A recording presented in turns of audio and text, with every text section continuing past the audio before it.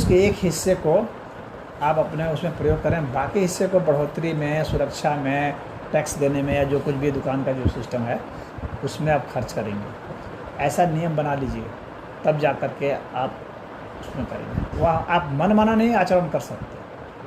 मनमाना आचरण करने से, क्योंकि आपके घर की परेशानी हो सकती है कुछ हो, लेकिन अर्थशास्त्र को इससे कोई लेना देना नहीं है कि आपकी घर की परेशानी क्या है। अर्थशास्त्र का सीधा नियम है कि आप 10% ही देंगे, उससे आपका घर कैसे चलेगा ये आपकी प्रॉब्लम है, उस दुकान की प्रॉब्लम नहीं है। इसी का आप ख्याल रखिए। इसके बाद जब दुकान का अगर कभी आपको डाइवर्सिफाई करना पड़े तो सदैव उसी से कीजिए जिसमें कि उस दुकान से इर्द गिर्द ही कोई सामान जुटा हो। यदि आपने अनुभव नहीं किया, कभी सामान नहीं बेचा था, कहीं अनुभव नहीं किया था और उसका आपने खोल दिया, देखा देखी या किसी का सुन करके, तो आपको कई तरह के अनुभव से गुजरना पड़ेगा। आप पहले से ही अगर किसी की दुकान में काम किए हुए थे, कुछ अनुभव प्राप्त किए थे, तब तो ठीक था। नहीं किए थे तो आपको दिक्कत होगी, आपको खुद अनुभव प्राप्त करना पड़ेगा। लेकिन सबसे बहुत बड़ी बात यह है कि आपको मनुष्य को समझना पड़ेगा, क्योंकि मनुष्य ही आते हैं तो वो धन दे के जाते हैं। मनुष्य ही नहीं आएंगे तो धन कौन देगा? तो मनुष्य के ऊपर आपको शोध करना पड़ेगा, मनुष्य को सब चीज़ अध्ययन करना पड़ेगा, उसके हिसाब से आपको खोज करना पड़ेगा, अपने व्यवहार करना पड़ेगा। जो सफल दुकानदार हैं आपको उसका भी अध्ययन करना चाहिए। कुछ समय आप बिताएंगे, कैसे वे बात करते हैं, उनका डिलीवरी का तरीका क्या है, उनका सर्विस का तरीका क्या है, ये जब सब कुछ आप समझेंगे तब आप एक बेहतर दुकानदार बन सकेंगे। व्यवसाय में कमी नहीं होती है, जान लीजिए। व्यवसाय जो है ना, सफल तो आदमी मूंगफली बेचने वाला भी सफल है और असफल तो जहाज बेचने वाला भी असफल है। किंगफिशर के जो हैं वो तो असफल ही हो गए ना, अल्या। तो असफल आप किसी बिजनेस में हो सकते हैं और सफल भी किसी बिजनेस में हो सकते हैं। इसमें बिजनेस का दोष नहीं है, बिजनेस को नहीं, खुद को आपको बदलना है कि आप में खुद कहाँ कमी है ये ढूंढना है। और बिजनेस शिफ्ट करते हैं कुछ लोग, अरे अभी ये क्या, ओ ये बिजनेस बेकार है, इसमें नहीं चलेगा, चलो इसको करते हैं, आज आलू बेच लेते हैं, आलू ओ सफल नहीं हुआ, चलो अब मोटरसाइकिल बेचते हैं। ऐसे करने से नहीं होता है। आप बिजनेस को मत बदलिए, खुद को बदलिए, शोध कीजिए। हर नियम, कोई भी बिजनेस कर लीजिए, नियम तो सब में वही रहेगा। अर्थशास्त्र का नियम बिल्कुल भी नहीं बदलेगा, ये ध्यान रखिएगा। मुझे उम्मीद है कि आप जो है आपको अपने प्रश्नों का बहुत कुछ हल मिल गया होगा। हाँ, अब मैं आपके प्रश्न पर आता हूँ। नहीं, मैं इसमें हाँ हाँ हाँ। उन्होंने पूछा कि भाई हम जैसे ये गए थे वहाँ द्वारकाधीश और तो बेटे को जिम्मेदारी दे के गए थे।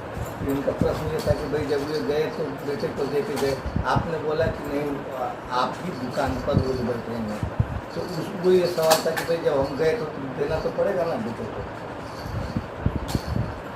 ऐसा है कि इसका समाधान भी आप आसानी से निकाल सकते हैं कि जिसको भी चार्ज दिए हुए हैं कुछ समय के लिए, किसी आपात विपद की बात है, चार्ज दे दिए, कोई बहुत ज़बरदस्त बीमार पड़ गए, अस्पताल में चले गए या कहीं चले ही गए, तो जिसको भी चार्ज दिए हैं तो उससे आप कैसे पाई का हिसाब ले पाएंगे, इसकी जो समस्या है वह आपकी समस्या है, उससे आपको निपटना पड़ेगा कि हम क्या करें कि पूरे का पूरा जो है हम हिसाब ले लें दुकान में बेटे से भी। और उसी को जब डाइवर्सिफाई करते हैं तो स्टाफ रखते हैं, जैसे बड़ी बड़ी कंपनियां हैं, मैनेजर रखती हैं, लेकिन उसे पूरा हिसाब किताब ले लेती हैं।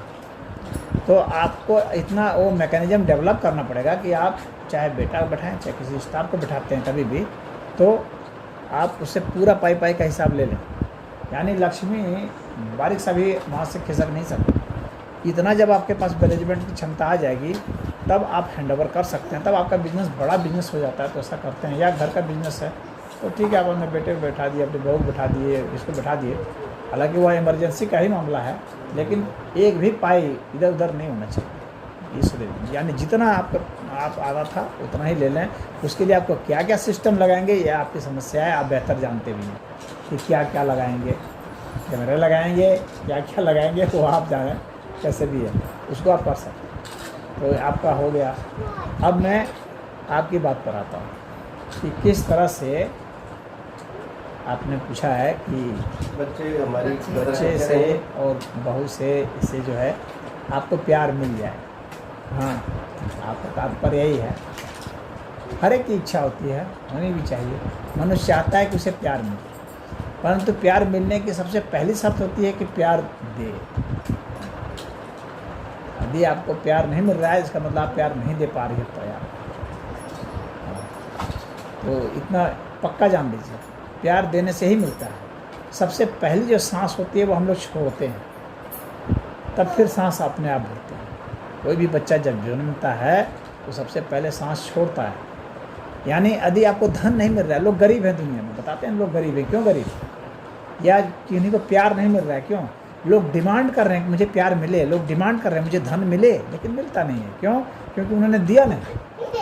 सदैव जो आप देते हैं वही आपको मिलता है, ये अस्तित्व का नियम है। आप सांस देते हैं इसलिए सांस आती है। जिस दिन सांस देना बंद कर देंगे उस दिन जो है सांस आनी बंद हो जाएगी। जिस दिन धन देना बंद कर देंगे उस दिन धन आना बंद हो जाएगा, एक गारंटी मान लीजिए। जिस दिन प्यार देना बंद कर देंगे उस दिन प्यार आना बंद हो जाएगा, एक गारंटी मान लीजिए। तो प्यार अगर आपको चाहिए तो सबसे पहला कदम यह उठाइए कि प्यार दीजिए, और जब प्यार देंगे तो इस अस्तित्व का ही वह नियम है, जो आप दोगे वो मिलेगा। अगर आप गाली दोगे किसी को तो आपको गाली ही मिलनी है, ये पक्का जान लीजिए। अगर आप आलोचना करनी है आपको किसी की तो आपको बदले में आलोचना ही और निंदा ही मिलनी है, ये पक्का जान लीजिए। ये इस अस्तित्व का नियम है और इस नियम को कोई नहीं बदल सकता। ऐसा नहीं समझिएगा कि अपवाद में किसी कोई गाली दे रहा है तो उसको कोई प्यार कर रहा है, ऐसा कोई भी व्यक्ति ना आज तक हुआ है ना होगा। जो भी व्यक्ति गाली देगा उसको गाली ही मिलेगी, यह गारंटी है। हो सकता है कि एक के बदले 4 मिल जाए। अगर आपने एक दिया तो उसके बदले 4 मिल जाए, क्योंकि आपकी आवाज़ फैलेगी और उस पर कितना इफेक्ट डालेगी, वह व्यक्ति कितना आक्रोशित होगा और उसके साथ और कितने लोग हैं जो कितने अपमानित महसूस करेंगे, उसके आधार पर है कि एक के बदले आपको 4 भी मिल सकती है। लेकिन प्यार तो कतई नहीं मिलेगा, ये गारंटी रख लीजिए। वह मैनीफोल्ड करता है। परमात्मा कहते हैं जितना तुम देते हो उससे कई गुना मैं तुमको लौटा देता हूँ, समझे? तो अगर आप 10 रुपया देंगी तो आपको हो सकता है 1000 मिल जाए, लेकिन अगर आप 10 रुपया भी नहीं देंगे ना तो जो है वो भी चला जाएगा, इसकी गारंटी है। हाँ, जाने का रास्ता आपको दिखेगा नहीं, आप पता नहीं लगा। जैसे एक्सीडेंट होगा डॉक्टर को दे देंगे, जैसे कोई मुकदमा ठोक देगा जाके वकील को दे देंगे। हाँ, जाने के रास्ते बहुत हो जाएंगे, जैसे कोई डाका डाल देगा वो ले जाएगा। कई रास्ते होंगे जो आपको पता भी नहीं चलेगा, आपको लगेगा कैसे चला गया, समझ में नहीं आएगा। तो परमात्मा हजारों हाथ से ले सकते हैं और हजारों हाथ से दे सकते हैं, ये दोनों। और वो लेते और देते हैं मनमानी नहीं। ये अस्तित्व मनमानी नहीं चलता है, ये अस्तित्व नियमबद्ध तरीके से चलता है। इस अस्तित्व को चलाने के लिए संविधान है, कानून है। इस अस्तित्व का संविधान है, उसके तहत ही यह चलता है। और उस कानून में यही है कि आप जितना देते हैं उतना ही आपको उससे बढ़ करके आपको मिल जाता है, आप जो देंगे। तो इसलिए सदैव यह ध्यान रखिए, यदि आपको प्यार नहीं मिल रहा है तो आप समझ लीजिए कि कहीं ना कहीं आप प्यार नहीं दे पा रहे हैं, देने में सफल नहीं हो पा रही हैं, संदेश आपका नहीं जा पा रहा है। आपको उसके तरीके में परिवर्तन करना पड़ेगा। और ये कैसे होगा? पहले मैंने कहा था ना, आपने विषय कह दिया है, मुझे कहने दीजिए आप। तो अब जो है आपको वो करना है। अब प्यार देना बहुत ही सरल है, उसके लिए कोई बहुत ज़्यादा वो नहीं करना पड़ता। सबसे सरल यदि दुनिया में कुछ है तो वह है प्यार देना। क्योंकि यदि आपके पास कुछ नहीं है तो भी आप उसे दे सकते हैं, क्योंकि वह कोई भौतिक पदार्थ नहीं है। प्यार जो है ना भौतिक पदार्थ नहीं है, इसलिए आपको कोई वस्तु की ज़रूरत नहीं है उसको देने के लिए। आपको तो फिर मुस्कुराहट की ज़रूरत है, एक मुलायम से स्पर्श की ज़रूरत है, हाँ, हंसने की ज़रूरत है, छूने की ज़रूरत है, खेलने की ज़रूरत है, लौटने पोटने की ज़रूरत है। प्यार तो ऐसे मिल जाता है, उसके लिए कुछ वस्तु देने की कोई आवश्यकता नहीं होती। वस्तु तो खैर आप देते हैं, और भी ज़्यादा प्यार जब आपका बढ़ जाता है तो देते, लेकिन जब आपका प्यार उतना ही आपने मुस्कुरा दिया ना, हाल चाल भी पूछ लिया ना प्रेम से, वही प्यार बहुत हो जाता है और वह आपको फिर मिलने लगता है। कुछ देना बहुत ज़रूरी नहीं होता कि मैं कुछ सामान ही दे दूँ, नहीं। यदि आपने सामान दे करके फिर मान लीजिए आलोचना कर दी, गाली दे दिया और हन दे दिया, हाँ मैंने फलना को दिया, तो फिर क्या हुआ? आपका देवा व्यर्थ हो गया। क्यों? क्योंकि व्यक्ति सबसे पहले क्या प्यार पसंद करता है, तो वो देखेगा कि मेरे प्यार की अवहेलना कर दिया, इसने प्यार तो दिया ही नहीं बल्कि एहसान दिया। बात समझ रहे हैं? और उसका फिर उल्टी प्रतिक्रिया रिएक्शन होगा। इसीलिए कितने लोग हैं जो खुद करते हैं अपने भाइयों के लिए, इसके लिए, और उसके बाद बदले में क्या मिलता है? रुसवाइयाँ मिलती हैं, गाली गलौज मिलता है, गाल मुंह फुला कर बैठे रहते हैं आपके देने के बाद भी। पूरे दया में, रिश्तेदारी में, नातेदारी में आप देखेंगे, आप लोग को बहुत अनुभव होगा इसका। वो ठीक उल्टा आपको होगा। आपको अचंभा लगेगा, अरे मैंने इतना दिया, लाखों दिया, और बदले में मुझे क्या मिला? बदले में यही मिला, रुसवाइयाँ। हाँ, आपका दिमाग ही काम नहीं करता है कि आखिर ऐसा हो क्यों रहा है। ऐसा इसलिए होता है क्योंकि आपके जो देने का जो तरीका है वह सही नहीं। सिर्फ वस्तु देना ही पर्याप्त नहीं होता है, आपको देने का अंदाज भी पता होना चाहिए। और जब देने का अंदाज जब आपको पता होगा कि मैं दे करके किसी को भी नहीं कहूँ। एक चीज़ और ध्यान रखिएगा, ये जो अस्तित्व है ना, इसमें एक होता है आकाश तत्व। आकाश तत्व होता है। आकाश तत्व का गुण क्या है? शब्द। यानी आप जो बोलेंगे किसी को भी, जो आप बोलेंगे किसी को, तो आपको लगेगा कि मैंने सिर्फ इसको बोला, लेकिन ये आपकी गलतफहमी है। आपने उसी को नहीं बोला, आपके जाते ही वो 100 को ब्रॉडकास्ट कर देगा, वो 100 500 को ब्रॉडकास्ट कर देगा, और बहुत जल्द जिसके लिए आपने बोला उसके पास वह पहुंच जाएगा। यह तो मैंने आपको डायरेक्ट बात बताई जो आपको समझ में आती है। दूसरी बात, आपने नहीं बोला किसी को, अब इसको अच्छा समझिएगा, ये उससे भी ज़्यादा महत्वपूर्ण है। आपने किसी को नहीं बोला, आपने किसको बोला? अपने को बोला। बात समझिएगा, अपने को बोला आपने। हाँ, अपने कैसे बोला? मान लीजिए कि आपने किसी को दे दिया 1000 रुपया, अपने को बोला, बेकार दिए उसको। अपने किसी को नहीं बोला, आपने, आप भीतर दबा के रखें, बेकार दिए आपको, मेरा पैसा बर्बाद हो गया, नहीं दिए होता क्या अच्छा रहता। हाँ, ऐसे अपने को बोला। अपने को बोला, इसका मतलब हुआ कि आपके भीतर की जो ध्वनि है ना, अब वह जो है आवाज़ में नहीं बदली, वो कोड में बदल जाती है, और वह अवचेतन मस्तिष्क में चली जाती है, और उसका जो फैला होता है ना, इतना ज़बरदस्त होता है कि उसका फैला उसके पास पहुंच जाएगा, जो उस व्यक्ति के पास जिसके लिए आपने बोला, उसको वो बात समझ में, मतलब ऐसे उस तरह से बात तो नहीं जाएगी जैसे आपने सोचा, लेकिन वो भाव चला जाएगा। विचार से सूक्ष्म जो है भाव होता है, इसको अच्छा समझिए। वह भाव चला जाएगा उसके पास। जब वो नींद में होगा ना, वो व्यक्ति जब सोएगा, तो आपका संदेश जो आपने अपने उसके लिए बोला था अपने दिमाग में, उसके पास पहुंच जाएगा नींद में।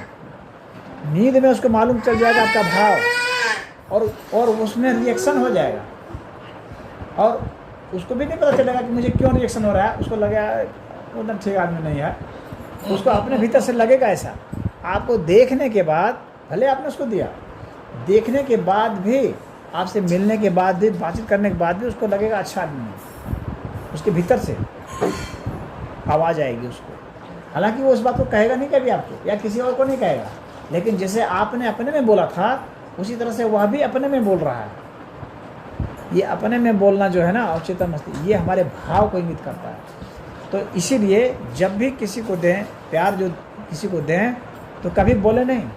बोले होता है, अरे मैं तो हंस थोड़ी रहा था, मैं तो इसी से प्लास्टिक हंसी हंस रहा था। जैसे कि एयर होस्टेस होती हैं, वो सब झूठे हंसती हैं, मुस्कुराती है, बनावटी हंसी। तो आप कहेंगे मैं तो बनावटी हंसी हंस रही थी, हाँ, मैं कोई हंस सही रही थी थोड़ी सा। ये आपने किसी को नहीं बोला, आप वहाँ हंसी भी, मुस्कुराई भी, लेकिन बनावटी। और आपने अपने को बोला, और अपने को जब बोला जिसके लिए आप हंस रही थी, वो जो व्यक्ति जो ही नींद में जाएगा या जाएगी, आपका जो भाव है उस तक पहुंच जाएगा, और उसके मन में जैसे आपने भाव सोचा था ना, वैसे उसके मन में भाव आ जाएगा। इस बात को बहुत कम लोग जानते हैं, और यहीं पर मात खाते हैं, यहीं पर रिएक्शन होता है, प्रतिक्रिया होती है, और आपके लाख देने के बावजूद भी वो व्यक्ति आपका एंटी होता है। आप कितना भी कर लें, मना लें, आपका बेटा ही है, आपके विरुद्ध होगा, आपकी बहू है, आपके विरुद्ध होगी। क्योंकि हर व्यक्ति को पता चल जाता है भाव इतना सूक्ष्म होता है ना, कि आप उसको कुछ भी कर रहे हैं, आप पानी भी दे रहे हैं ना, उस पानी देने के पीछे आपका भाव क्या है, भले आपने नहीं प्रकट किया है, लेकिन प्रकट हो जाता है। और इसका सूक्ष्म रिदम होता है, उस व्यक्ति के पास पहुंच जाता है और उसको लग जाता है, कुछ ना कुछ कहीं ना कहीं उसको दिख जाता है। हाँ, आपको भी पता नहीं चलेगा और उसको भी पता नहीं चलेगा, लेकिन बहुत लंबे समय में उसका इफेक्ट आता है आपको नज़र।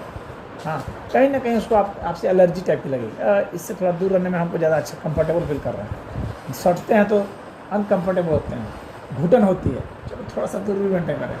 ये दूरी कहाँ से आती है?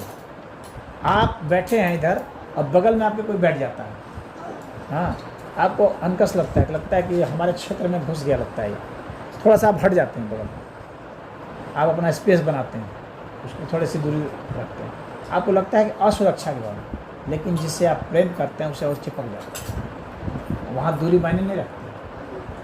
कोई प्रेम आपसे कर रहा है या नहीं कर रहा है, ये आपसे वो कितनी दूरी पर बैठा है, कितनी दूरी से बातचीत करता है, कितना आंख मिला के बात करता है, कितना हाथ सटा के बात करता है, इससे जो आपको टच करता है बार बार, जितनी बार टच करता है इसका मतलब वो उतना प्यार करता है। जो टच नहीं करता है इसका मतलब वो प्यार नहीं करता है।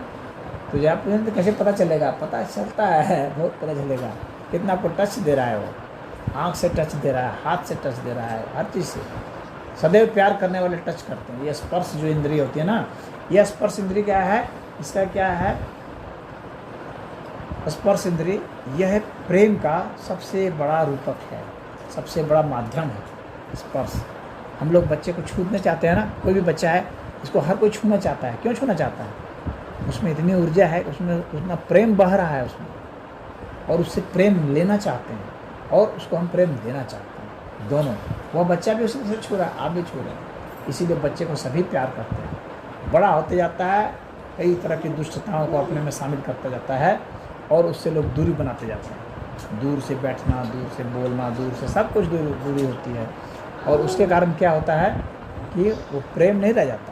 एक औपचारिकता हो सकती है, एक संबंध बना रहे हैं, चलो निभा रहे हैं, निभा देंगे, कुछ दिन इतना निभ गया और कुछ दिन निभ जाएगा, इस तरह की बातें उसके दिमाग में आती रहती हैं। निभ जाएगा मतलब प्रेम नहीं है। वो कर्तव्य तो हो सकता है, वो ड्यूटी तो हो सकती है, लेकिन भीतर में अच्छा नहीं लगा।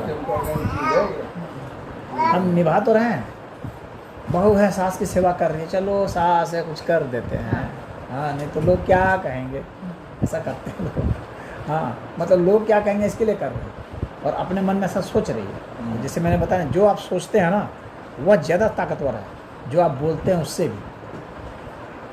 तो जब आप पूछ रहे हैं कैसे हम प्रेम हो, तो प्रेम यही है कि जब हम सोचते रहें तो उसके बारे में अच्छा भला सोचते रहें, जिससे हमें प्रेम चाहिए उसके बारे में भला सोचते रहें, उसके बारे में हितकारी चीज़ सोचते रहें, उसके दुख को मिटाने के लिए सोचते रहें। उसके लिए सोचें कि हमको अगर अर्पित करना पड़े, अपना बल तो अर्पित कर दें, अपना धन तो अर्पित कर दें, अपनी उम्र भी अर्पित करना पड़े तो अर्पित कर दें। प्रेम क्या है? त्याग ही का ही नाम है प्रेम। जितना आप त्याग में होंगे उसके लिए उतना ही प्रेम होगा।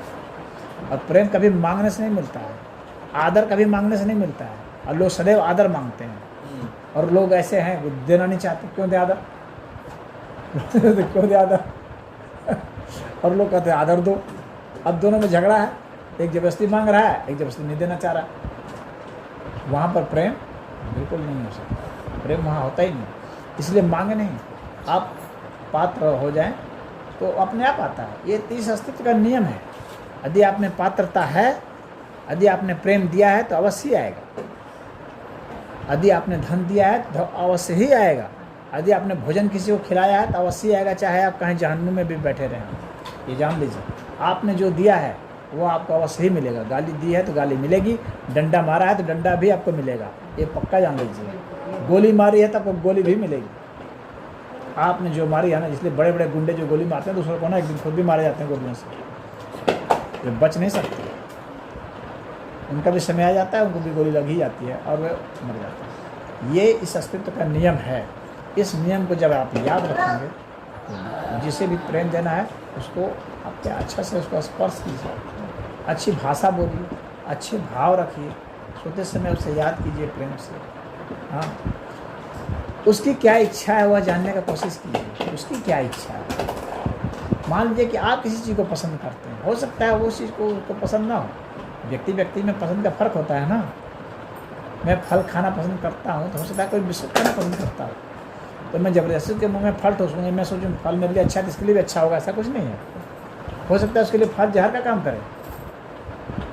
हर एक व्यक्ति का नेचर अलग होता है। जो सात्विक प्रवृत्ति के लोग होते हैं वे फल पसंद करते हैं। मैं आपको बताऊँ कैसे लोग क्या पसंद करते हैं, भोजन की बात। तो जो सात्विक प्रवृत्ति के लोग होते हैं वे फल पसंद करते हैं। जो राजसी प्रवृत्ति के लोग होते हैं वे मसालेदार चटपटी चीज़ों को पसंद करते हैं।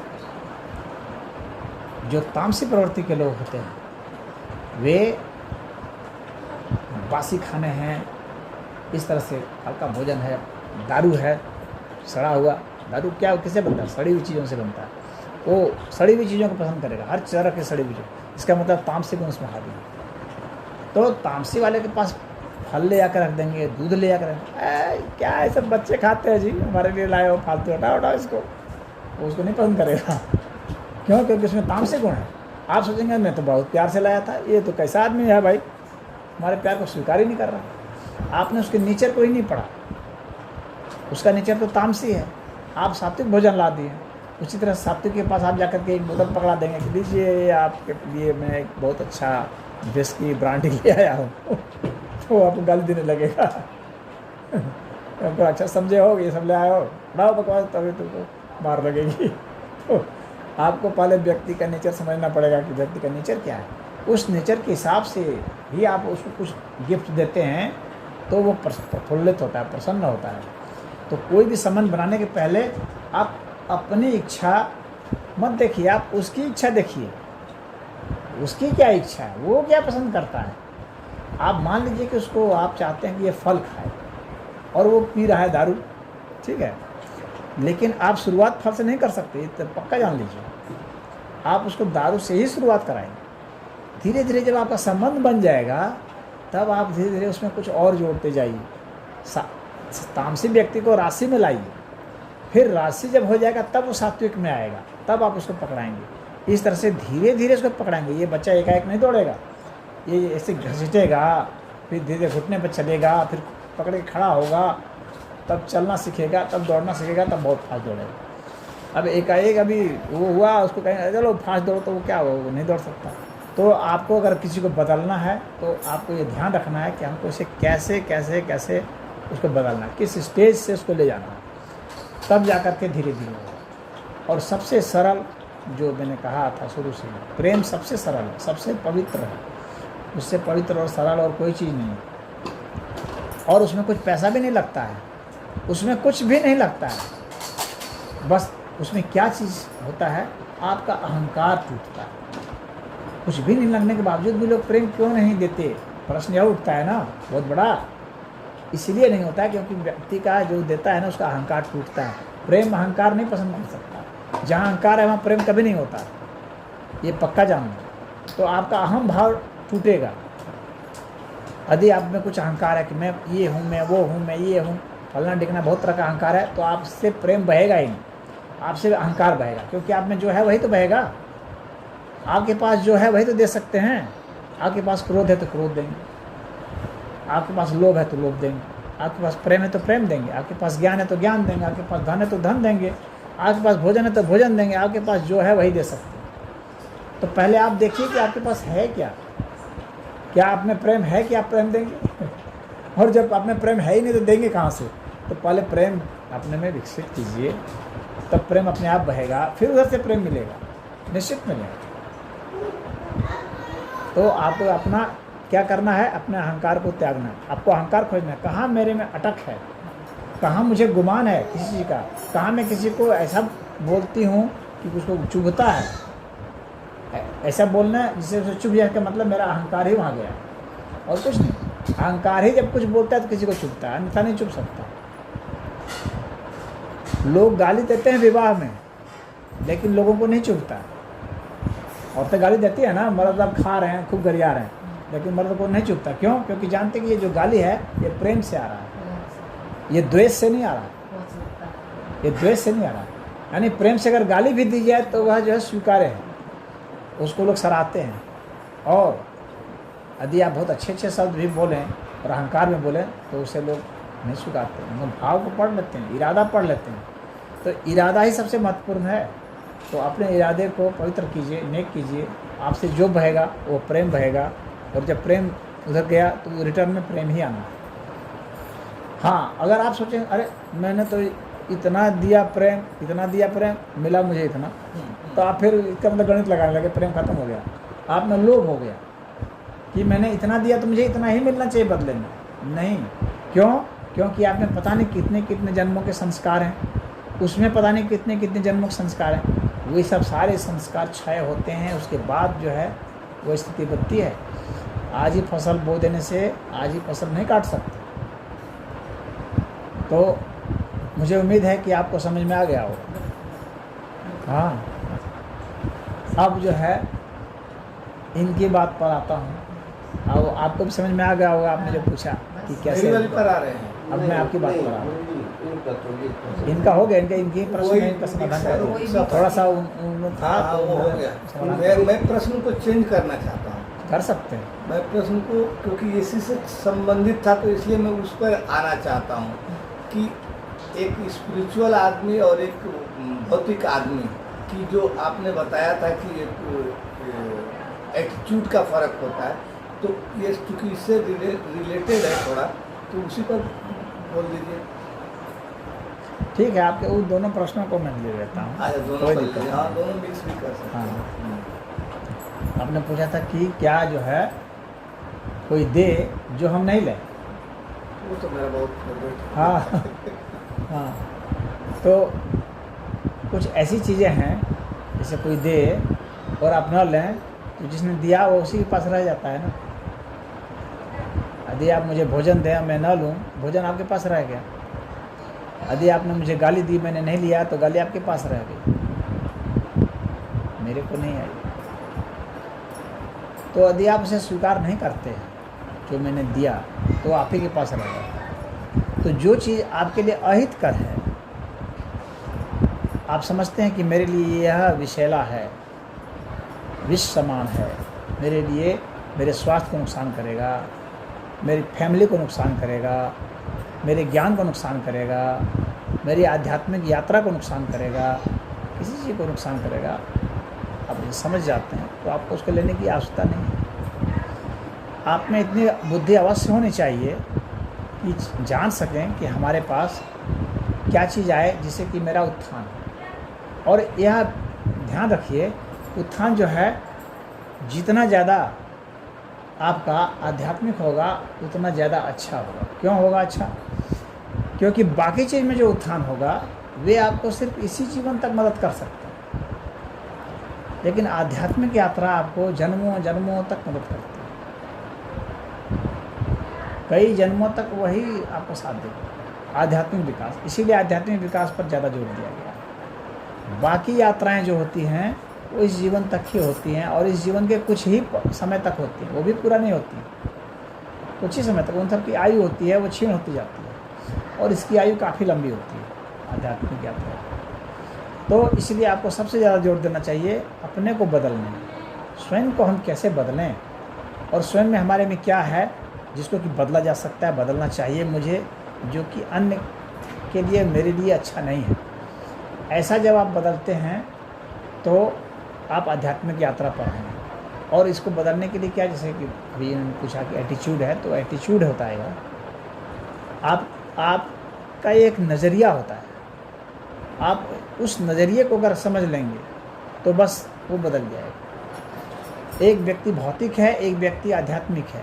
अमूमन लोग क्या करते, गलतफहमी, वो सोचते हैं कि कोई पदार्थ है तो वो भौतिक है। लोगों को कन्फ्यूजन क्या है, मैं देखता हूँ इस तरह कि यदि कोई पदार्थ है तो वह भौतिक है, और कोई चीज़ जो पदार्थ नहीं है, जिसको हम पदार्थ में नहीं गिन पा रहे हैं, एब्स्ट्रैक्ट, जैसे कि मेरे कोई विचार, तो सोचते हैं कि वह पदार्थ नहीं है तो वह आध्यात्मिक है। ऐसा लोग सोचते हैं, लेकिन ऐसा है नहीं। यह जो है परिभाषा सही नहीं है। वह विचार भी भौतिक है, आपका भाव भी भौतिक है, हर चीज़ भौतिक है, जिसका कि आप अंतिम लक्ष्य पदार्थ समझ लेते हैं, स्थूल समझ लेते हैं, जिससे समझते हैं कि मैं इस वातावरण को बदलूंगा, मैं दूसरे को बदलूंगा, ऐसा जब आप सोचते हैं तो वह भौतिक हो जाता है। जब आप समझते हैं कि मैं इससे दूसरे को बदल दूंगा, गर्मी लग रही है तो कूलर ले आऊँगा, एसी लगा दूंगा, पंखा लगा दूंगा, ये जो सोच है ये क्या हमने बाहर के वातावरण को बदलने की कोशिश की। इसके जरिए पहले विचार हमारे में आया, विचार आया तभी तो फिर वो आया। तो इसलिए विचार जो है वो आध्यात्मिक नहीं हुआ, वो भौतिक हुआ। लेकिन यदि विचार ऐसा आता है कि नहीं मैं सूद को बदलूंगा, तो वही विचार आध्यात्मिक होगा। विचार था, पहले विचार था वस्तु बदलूंगा, वो भौतिक था। अब विचार है कि मैं खुद को बदलूंगा, वो आध्यात्मिक है। यानी विचार अपने आप में न भौतिक है न आध्यात्मिक है। और उसको लोग कह देते हैं कि नहीं वो विचार तो आध्यात्मिक होता है, और वस्तु जिसको हम लोग टच करते हैं, छूते हैं, जिसको चखते हैं, सूंघते हैं, आँख से देखते हैं, कान से सुनते हैं, वही भौतिक है। भौतिक की परिभाषा अमूमन लोग ऐसा सोचते हैं कि जो हमारी इंद्रियां हैं, आँख से देखे जो हमें दिख गई वो भौतिक है, जो सुन गया वह जो है भौतिक है, जिसको सूंघ लिया वो भौतिक है, जिसको चख लिया वो भौतिक है, जिसको स्पर्श कर दिया वो भौतिक है। ऐसे लोग समझते हैं। ये आम लोगों की, अब मैं देखता हूँ साधु संतों की भी परिभाषा है, जो कम समझदार साधु संत हैं उनकी भी परिभाषा यही है कि वे सोचते हैं कि ऐसा जो इंद्रियां जो हमारी स्पर्श कर देती है वो भौतिक हो जाता है। ऐसा नहीं है, यह भी आध्यात्मिक है। जो हम सूंघते हैं वह भी आध्यात्मिक है, और जो चखते हैं वह भी आध्यात्मिक है। अगर हमारा जो एटीट्यूड है वह आध्यात्मिक है तो, अन्यथा नहीं। भगवान कृष्ण की एक बहुत अच्छी कथा है इस विषय में, वो सुनाना चाहूँगा मैं। एक बार नदी के किनारे दुर्वासा ऋषि आए हुए थे, तो गोपियों ने कहा कि हम लोग चलें, उनसे मिलें और उनको प्रसाद में खीर वगैरह हम लोग ले जाकर दें उनको और उनके शिष्यों को। भगवान कृष्ण के पास गई, कही कि ऐसे ऐसे दुर्वासा ऋषि आए हैं, तो आप चलिए, आप भी दर्शन कीजिए। तो भगवान कृष्ण ने कहा कि आप लोग जाइए, मैं बाद में दर्शन करूंगा, पहले आप लोग जाइए। तो कहे कि नहीं, आप चलेंगे तो ऐसा रहेगा ना कि जमुना जी बहुत बड़ी हुई है, आपके जाने से जमुना जी रास्ता दे देंगे, हम लोग भी पार उतर जाएंगे, नहीं तो हम लोग पार नहीं उतर पाएंगे। इसलिए आपका जाना जरूरी है। नावें जा नहीं रही हैं, आप ही एक हैं कि जो जमुना का पानी हटा सकते हैं और ले जा सकते हैं, जमुना रास्ता, दूसरा नहीं। भगवान कृष्ण ने कहा कि नहीं, आप लोग जाइए और आप लोग कहिए कि यदि कृष्ण ने कभी हम लोग का कुछ भी नहीं खाया है तो हमको रास्ता दे दो।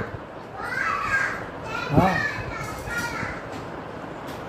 अरे तब तो हम लोग कभी रास्ता नहीं मिलेगा, हम लोग इतना तुमको खिलाए हैं, हम लोग का सब माखन चुरा चुरा के खाए हो, तो अब तो फिर रास्ता कैसे मिलेगा। तो भगवान कृष्ण ने कहा कि एक बार जाके देख, बोल के तो देखो। आखिर नहीं, हम लोग इसमें क्या बोलना है, हम लोग खुद जब खिलाए हम लोग सब जानते हैं। नहीं, फिर भी जाके बोल के देखो। आगे नहीं तो झूठे हो, धोखेबाज हो, छलिया हो, एक बार जाके देखो। तो खैर वो गई और उन लोगों ने वैसा ही कहा और जमुना जी ने रास्ता दे दिया, वो पार कर। उनको बड़ा अचंभा लगा, ऐसा कृष्ण कोई चमत्कार है। फिर वहाँ दुर्वासा ऋषि के यहाँ गए, सब प्रसाद सब खिलाए। तो दुर्वासा ऋषि को कहे कि हम लोग कृष्ण के प्रताप से तो इधर आ गए, अब इधर से उधर कैसे जाए। हाँ, तो दुर्वासा ऋषि ने कहा कि तुम लोगों ने जो खीर हम लोग को खिलाया, अगर हम लोगों ने नहीं खाया, जमुना जी को बोलो तो रास्ता मिल सकता है। और जैसे वो बोलता है वैसे ये भी बोल रहा है। हाँ, सोचे कि भाई हो सकता है, क्योंकि उससे तो रास्ता मिल गया। तो दुर्वासा जी नाम लेकर के वहाँ गए, अगर उन्होंने नहीं खाया, उनके शिष्यों ने नहीं खाया तो उनको रास्ता दिया। तो जमुना जी ने रास्ता दे दिया। दे दिया। हाँ। तो वापस तो इसका रहस्य क्या है भाई? इसका मतलब हम लोगों ने कुछ गलती की या ये लोग कुछ घपला कर रहे हैं? तो कृष्ण से पूछें सर कि आखिर क्या बात है?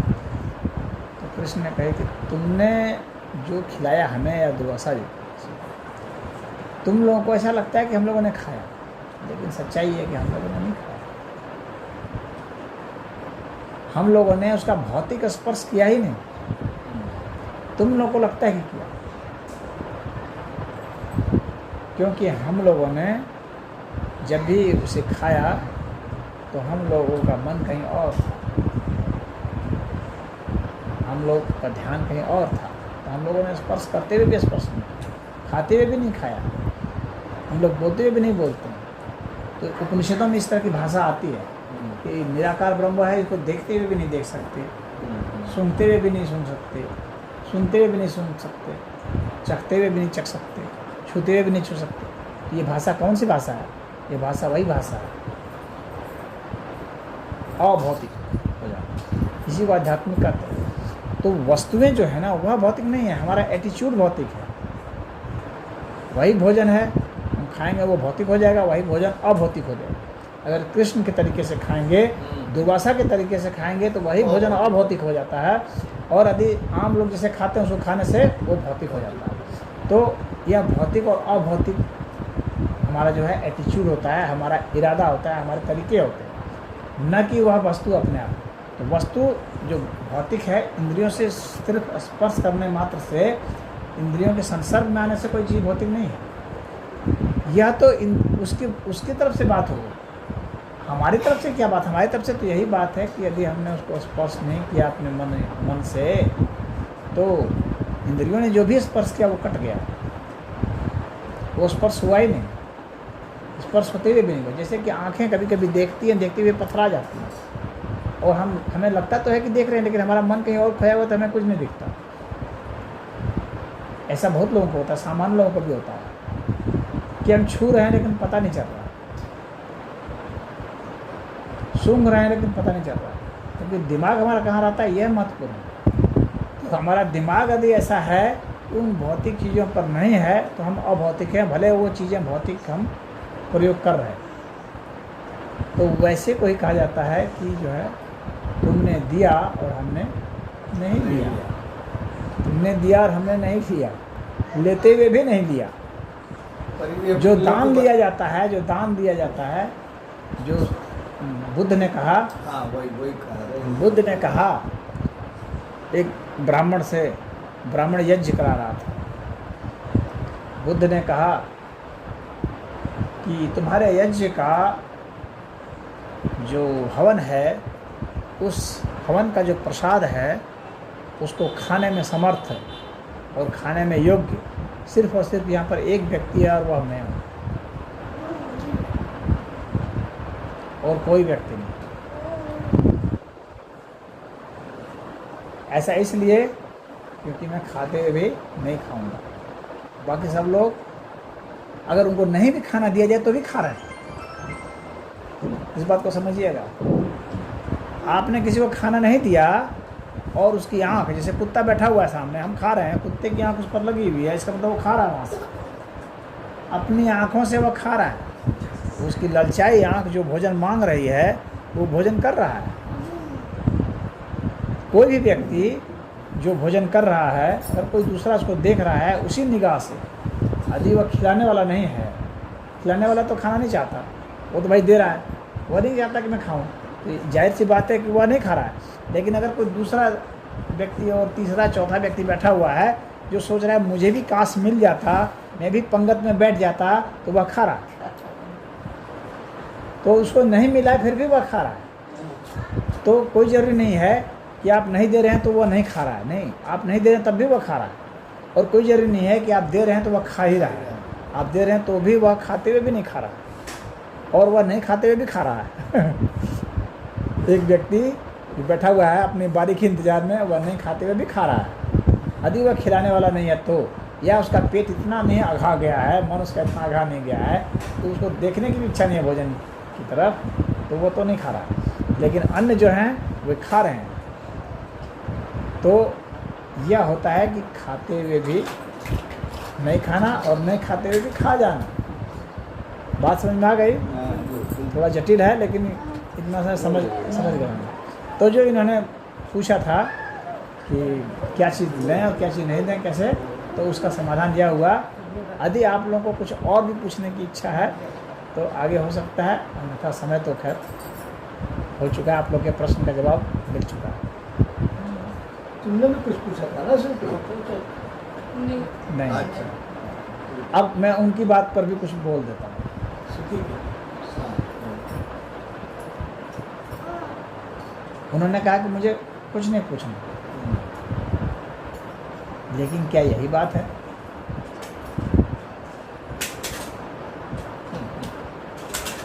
बहुत सारी बातें ऐसी होती हैं आपकी जो अब है, इसी सब में जवाब मिल जाता है कई बार। हाँ, तो जरूरी नहीं है कि अलग व्यक्ति से जो है बताया जाए। पूछता है, लेकिन कुछ ऐसे होते हैं जो कि नहीं पूछते हुए भी पूछते हैं। बात समझ में आ रही है? बिल्कुल समझ गया मुझे। वो नहीं पूछ रहा है लेकिन पूछ रहा है, अपने मन से भाव से पूछ रहा है। और वैसे को बोल के उत्तर नहीं दिया जाता है, वैसे को मन से और भाव से ही उत्तर दिया जाता है। क्योंकि वह जिस स्तर से प्रश्न पूछता है, उत्तर भी उसी स्तर से जब जाएगा तो ही उस व्यक्ति को ग्रहण हो। तो यदि किसी ने मन ही मन पूछा है तो उसको उत्तर भी मन ही मन मिलेगा, उसको सार्वजनिक उत्तर नहीं मिलेगा। लेकिन इससे सिर्फ उसी का भला होगा, सार्वजनिक भला नहीं होगा। दुनिया में सबसे बड़ा राज क्या है? राज वह है जो कभी बोला ही नहीं गया। किसी को भी बोल दिया जाता है तो वह राज नहीं रह जाता, चाहे कितना भी कुछ गोपनीय। और उससे भी गहरा राज क्या है कि जब व्यक्ति खुद को भी नहीं बोले, क्योंकि खुद को भी जब आप बोलते हैं तो जिसके लिए बोलते हैं, जैसे मैंने बताया था कि वह मैसेज उसके पास पहुंच जाता है उस स्तर से जा करके। तो सबसे बड़ा गहरा राज है कि जब व्यक्ति खुद को भी नहीं बोलता, जब खुद को भी नहीं बोलते हैं ना आप, तो आप मौन होते हैं, उसी को मौन कहा जाता है, बिल्कुल साइलेंट। विक्रम और बैताल की कहानी सुनी होगी ना आप लोगों ने? सुनी होगी। उसका लास्ट याद है, उसका अंतिम? वही बोल देता है तो फिर उड़ जाता है वो। हाँ, तो उस संक्षेप वो लास्ट नहीं है वो, लेकिन आप कहानी जान रही हैं। वो होता क्या है कि वो साधु के यहाँ जाता है विक्रम और कहता है कि मुझे भी दीक्षित कर लीजिए, मैं आपका शिष्य बनना चाहता हूँ। कहा नहीं, तुम ऐसे मुझसे शिष्य नहीं बन सकते, मेरी एक शर्त है।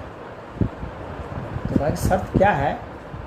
शर्त यह है कि वहाँ पर जो बैताल रहता है, उस बैताल को तुमको हमारे पास लाना है। जब तुम बैताल को लाओगे तो मैं तुम्हें शिष्य बना लूँगा। तो विक्रम कहता है ठीक है, मैं ले आऊँगा। बैताल के पास जाता है तो बैताल कहता है ठीक है, मैं तुम्हारे पास चला जाऊँगा और वहाँ तुम्हारे गुरु के पास भी चला जाऊँगा, लेकिन मेरी भी एक शर्त है। मैं कुछ पूछूँगा और उसका उत्तर अगर तुम दे दिए सही सही तो मैं यहाँ वापस आ जाऊँगा, और अगर उत्तर तुमने गलत दिया तो तुम्हारे सिर के टुकड़े कर दूँगा। अगर तुमने उत्तर दे दिया सही सही तो मैं पुनः वहाँ वापस आ जाऊँगा, अगर तुमने गलत उत्तर दिया तो तुमको ख़त्म कर दूँगा। तो वो वहाँ जो है बैताल बार बार कहानी सुनाता है किसी न किसी तरह का, और उसके कहानी के अंत में फिर वह प्रश्न करता है विक्रम से। और विक्रम क्या है कि उसका उत्तर उसको देता है, क्योंकि वो जानता है अगर उत्तर नहीं दूंगा सही सही तो मेरा सिर ख़त्म हो जाएगा, ये हमको मार देगा। जब वो उत्तर देता है तो उसको धन्यवाद देता है। बैताल कहता है तुम बहुत विक्रम तेज हो, तुमने मेरा सही सही उत्तर दिया है, लेकिन अब मैं शर्त के अनुसार वापस अपने स्थान पर जा रहा हूँ। तो चला जाता है। अब यही कहानी बार बार होती है, तो विक्रम सोचता है कि इसको कैसे लाया जाए भाई। अगर इसको मैं सही उत्तर देता हूँ तो चला जाता है, गलत देता हूँ तो मैं मर जाता हूँ। ये कहानी सुनाता है, प्रश्न करता है। एक इसका उत्तर है, हो सकता है, एक तरीका हो सकता है। वह क्या है? यह जो प्रश्न करता है, यदि मैं उस प्रश्न को ही न सुन, तब जो है न मुझे हाँ में देना पड़ेगा न ना में देना पड़ेगा। ऐसा कैसे हो सकता है? इसका मैं प्रश्न ही ना सुनूं। तो वो जब पूरा कहानी सुनाता है तो विक्रम जो है वो अपने दिमाग को वहाँ से ऐसा हटाता है कि शब्द जो है उसके दिमाग में जाते तो हैं, ध्वनियाँ जाती हैं, लेकिन वो शब्द नहीं बना पाती, उसका मीनिंग नहीं बन पाती। तो ध्वनियाँ आ रही हैं लेकिन मीनिंग नहीं बन पा रहा। जैसे कि हम लोग सो रहे हैं गहरी निद्रा में, अगर कोई कुछ बज रहा है तो ध्वनि तो कान से होकर के मस्तिष्क से जाती है, लेकिन वहाँ पर स्विच ऑफ है, वो शब्द वहाँ पर मीनिंग नहीं बना पाता। तो वो सिर्फ एक ध्वनि है, जो दिमाग में मीनिंग नहीं बना पाए वह एकमात्र ध्वनि है। या टिंग टंग टुंग टुंग कर दिए तो ये क्या है? ये सिर्फ ध्वनि है, इसका कोई मीनिंग नहीं बैठ रहा है, एक ध्वनि है।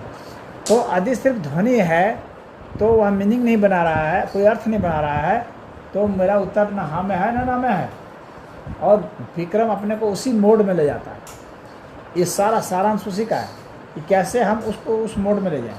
और ये कहानी बहुत महत्वपूर्ण रहा, आध्यात्मिक कहानी है ये, कि आपको और ये जो बार बार की कहानी सुनाता है ना, आप देखेंगे वो कहानी क्या सुनाता है, वो संसार की कहानी सुनाता है।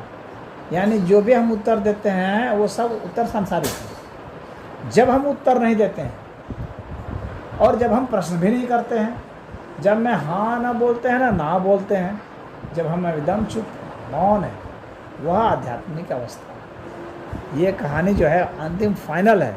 यानी पूरे संसार के हजारों कहानियाँ सुन लेने के बाद, हजारों जन्म ले लेने के बाद, हजारों तरह की चीज़ों को कर लेने के बाद एक ऐसी अवस्था आती है जब हम कुछ नहीं करते, जब हम कुछ नहीं सुनते, न कुछ बोलते, न कुछ देखते, न कुछ सुनते, न कुछ स्पर्श करते। तब वो हम साइलेंट मोड में चले जाते हैं, खामोशी में चले जाते हैं। तब हमारे पास न कोई प्रश्न है और न ही कोई उत्तर है। तब क्या है? तब हम सिर्फ हैं। वो प्रश्न नहीं है ना उत्तर है बस हैपन है। वह ओनलीनेस है, बीइंगनेस, वही जो है आध्यात्मिक अवस्था है, उच्च अवस्था है वह। तो आपके प्रश्न जब उनके जैसे होने लगे, अब उनको थोड़ा सा और एक स्टेज और होगा। जब प्रश्न होगा ना उत्तर होगा, तो दिमाग पूरी खामोशी में होगा, वह अवस्था आध्यात्मिक अवस्था होती है। तो उस अवस्था में अब प्रश्न उठता है कि क्या जब ना हम हाँ बोलते हैं, जब ना बोलते हैं, और जब हम शून्य होते हैं, जब शून्य होते हैं तो क्या संवाद रुक जाता है? क्या संवाद नहीं होता है? तो जब शून्य होता है तो वह जो संवाद होता है वह शून्य संवाद कहलाता है। शून्य में भी संवाद होता है, लेकिन कैसे? इसकी भी एक कहानी सुनाता हूँ। थोड़ा हाई लेवल का है। हाई लेवल का उसका है तो हाई लेवल ही होगा, उसका उसी के बाद उनका है ठीक है। शून्य संवाद।